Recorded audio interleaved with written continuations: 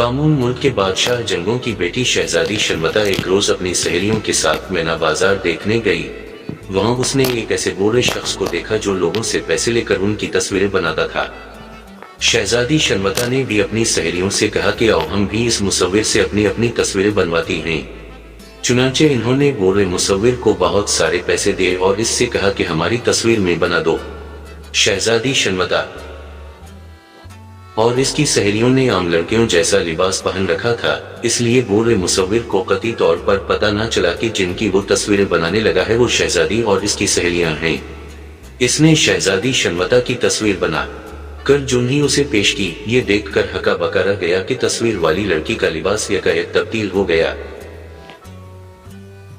बूढ़े मुसव्विर ने शहजादी शर्मता की तस्वीर में वही लिबास दिखाया था जो इसने पहन रखा था, मगर जब उसने तस्वीर शहजादी को पकड़े तो उस वक्त तस्वीर में अपने आप शहजादी शर्मता का लिबास शहजादियों वाला हो गया।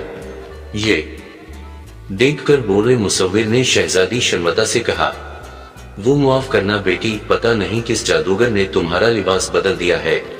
ठहरो मैं तुम्हारी तस्वीर दोबारा बना देता हूँ। मगर शहजादी शर्मता को वो तस्वीर पसंद आ गई थी, इसलिए उसने कहा कि अब मेरे पास वक्त नहीं है, यही तस्वीर ठीक है। ये कहकर वो सहेलियों बढ़ गई। रास्ते के हमराह आगे बढ़ के इसकी सहेलियों ने हैरान होकर इससे पूछा कि जिस वक्त इस मुसव्विर ने तस्वीर बनाई थी उस वक्त तुम्हारा लिबास कुछ और था, फिर ये बाद में बदल कैसे गया? हुआ होगी इसने तस्वीर है। शहजादी शर्मता ने लापरवाही से कहा, मुझे क्या पता, इस बूढ़े ही की शरारत बनाते वक्त कोई कारीगरी कर दी होगी। वैसे एक बात है कि तस्वीर उसने बनाई बहुत प्यारी है। सहेलियों ने जवाब में शहजादी की हम मिलाई। फिर वो मीना बाजार से वापस आ गई। महल में पहुंचे और मलका को दिखाने के लिए इससे कपड़ा हटाया। कपड़ा अब वो चुड़ैल बनी हुई थी, लंबे लंबे दांत छोटी कर शहजादी शर्मता ने बड़े शौक से अपनी तस्वीर बादशाह और चीख निकल गई क्योंकि तस्वीर में अलिफ हटते ही इसके मुंह से छोटी आंखें, सर पे कटों जैसे बाल, वो जोर जोर से रोने लगी। क्या है? जनगुल बादशाह ने शहजादी शर्मता के आंसू पूंछ कर उसे तसल्ली देने के लिए कहा, फिक्र न करो बेटी, वो बदबख्त बूढ़ा जल्द ही गिरफ्तार हो जाएगा, फिर मैं उससे उसके जुल्म का हिसाब अच्छी तरह लूंगा।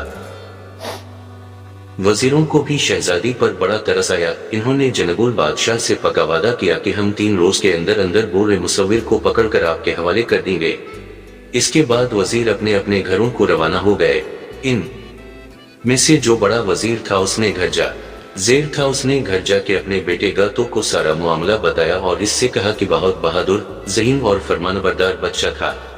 इसने बाप की जैसे भी वो बूढ़े मुसव्विर को कहीं से पकड़ लाओ। तो परेशानी देखी तो उसे तसल्ली देने के लिए बोला, अब्बा जान आप फिक्र न करें, मैं 3 दिन से पहले बूढ़े मुसव्विर को ढूंढ निकालूंगा, फिर बादशाह आपकी खाल नहीं अधीरेगा बल्कि आपको इनाम देगा। ये कहकर तो अपने खास घोड़े पर बैठा और शहर से बाहर निकल गया। शहर से बाहर वो एक कहवे खाने में बैठ गया और कहवा पीते हुए सोचने लगा कि बूढ़े को कहां ढूंढा जाए। वो ये सोच ही रहा था कि कहवे खाने में एक अजीब व गरीब लिबास वाला बूढ़ा दाखिल हुआ। वो बूढ़ा गातो के साथ वाली मेज पर आकर बैठ गया। गातो ने इस बूढ़े के हाथों को गौर से देखा तो चौंक पड़ा, क्योंकि इसके नाखूनों में लाल पीले रंग फंसे हुए थे। गातो समझ गया कि ये बूढ़ा जरूर तस्वीर में बनाता है, तभी इसके नाखूनों पर रंग लगे हुए हैं। गातो अब इंतजार करने लगा कि कब वो बूढ़ा इस कहवा खाने से कहवा पी कर उठता है ताकि उसका पीछा किया जा सके। कोई निस्फ घंटे बाद इस बूढ़े ने कहवा खत्म किया और कहवा खाने के मालिक को पैसे अदा करके कहवा खाने से बाहर आ गया। गातो भी इसका पीछा करने लगा।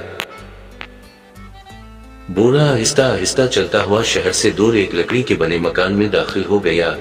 गातो भी इसका ताक़ुब करता हुआ इस मकान में दाखिल हुआ तो क्या देखता है, इस मकान में एक तहखाना था जिसका दरवाजा आहिस्ता बंद हो रहा था। इससे पहले कि तहखाने का दरवाजा बंद हो जाता, गातो दौड़कर इसमें दाखिल हो गया। फिर वो अंधेरे में संभल कर कदम रखता तहखाने की सीढ़ियां उतरने लगा। नीचे पहुंचा तो ये देखकर हैरान रह गया कि तहखाने में वो बूढ़ा मौजूद नहीं था, बल्कि तहखाने में कोई भी इंसान नहीं था। صرف سامنے کی دیوار سے پر اس بورے کی بڑی سی رنگین تصویر لٹک رہی تھی جس کا پیچھا کرتا ہوا وہ یہاں تک آیا تھا۔ گا تو حیرانی سے چاروں طرف دیکھنے لگا کہ بورا کہاں چھپ گیا ہے۔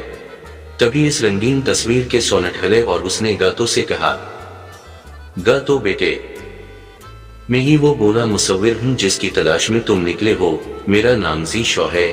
میں جان بوجھ کر تمہیں قہوہ خانے سے یہاں لایا ہوں تاکہ تم میری مدد کر سکو۔ سنو، جادو کی وادی کے سب سے بڑے جادوگر جوک نے مجھے مجبور کیا تھا کہ میں مینا بازار میں جاؤں اور جب وہاں شہزادی شنوتا آئے تو اس کی ایسی تصویر بناؤں جس پر وہ آسانی سے جادو کر سکے۔ چنانچہ میں مینا بازار گیا اور وہاں میں نے شہزادی شنوتا کیسی تصویر بنا دی جیسی ججوک جادوگر چاہتا تھا۔ اس تصویر پر جوک نے جادو کر دیا اور پھر مجھے اس ویران مکان کے تہخانے میں قید کر دیا۔ ایک بار میں نے یہاں سے نکل بھاگنے کی کوشش کی تو اس نے جادو کر کے مجھے رنگین تصویر بنا دیا۔ پھر اس نے شہزادی شنوتا کو چڑیل کی شکل دے دی تاکہ جنگول بادشاہ سے مانگی دولت حاصل کر سکے۔ میں نے بہت کوشش کی کہ لوگوں کو میرا پتہ معلوم ہو جائے لیکن کوئی میری طرف دھیان ہی نہیں دیتا تھا۔ میں روز تصویر سے نکل کر شہر میں گھومتا تھا مگر کسی کو مجھ پر شک نہیں ہوتا تھا۔ میں اپنے منہ سے بول بھی نہیں سکتا تھا کیونکہ باہر صرف میری روح گئی ہوتی تھی۔ اب تم نے میرے ناخنوں سے مجھے پہچان کا نہیں، چونکہ بدن پر گدھے کی لیڈ مل رکھی تھی اس لیے اس پر جادو کا اثر نہ ہوا۔ اس پر ججوک جادوگر گھبرا گیا اور اس نے جان بچانے کے لیے اپنے آپ پر پھونک مار لی۔ پھونک مارتے ہی وہ بہت طاقتور بھینسا بن گیا۔ بھینسا بن کر اس نے گاتو کو سینک مار کر ہلاک کرنے کی کوشش کی مگر گاتو پہلے ہی چوکنا ہو گیا تھا، اس لیے وہ جلدی سے چھلانگ مار کر ایک طرف ہو گیا جس کی وجہ سے ججوک جادوگر کا سر سیدھا پکی اینٹوں کی دیوار سے جا ٹکرایا اور وہ بے ہوش ہو کے گر گیا۔ ججوک جادوگر کے بے ہوش ہوتے ہی گاتو نے تلوار کا بھرپور وار کر کے اس کا سر تن سے جدا کر دیا۔ اس کے بعد وہ واپس چل پڑا۔ جادوگروں نے اس کا راستہ روک لیا۔ وہ اس پر کالا جادو کرنے لگے مگر گاتو پر کالے منتر کا کوئی اثر نہ ہوا۔ پھر ان جادوگروں نے مختلف شکلیں بنا بنا کر اسے ڈرانا چاہا۔ کبھی وہ مگرمچھ بن کر اسے کھانے کے لیے دوڑتے، کبھی ریچھ بن کر اس پر چھلانگ مارتے، لیکن گاتو تلوار لہراتا آگے ہی آگے بڑھتا رہا۔ آخرکار وہ جادو نگری سے باہر آ گیا۔ شہر میں پہنچا تو ہر طرف جشن منانے کی تیاریاں ہو رہی تھیں کیونکہ شہزادی شنوتا تندرست ہو گئی تھی۔ وہ جنگول بادشاہ کے حضور پیش ہوا تو اس نے اسے خوب شاباشی دی۔ گاتو نے جنگول بادشاہ کو بورے مصور زماشا کے بے گناہ ہونے کے بارے میں بتایا۔ جنگول بادشاہ نے زی شو کو بھی معاف کر دیا اور اسے حکم دیا کہ وہ شہزادی شنوتا کی نئے سرے سے خوبصورت تصویر بنائے۔ زی شاہ نے شہزادی کی نئی تصویر بنا دی اور بہت سا انعام پایا۔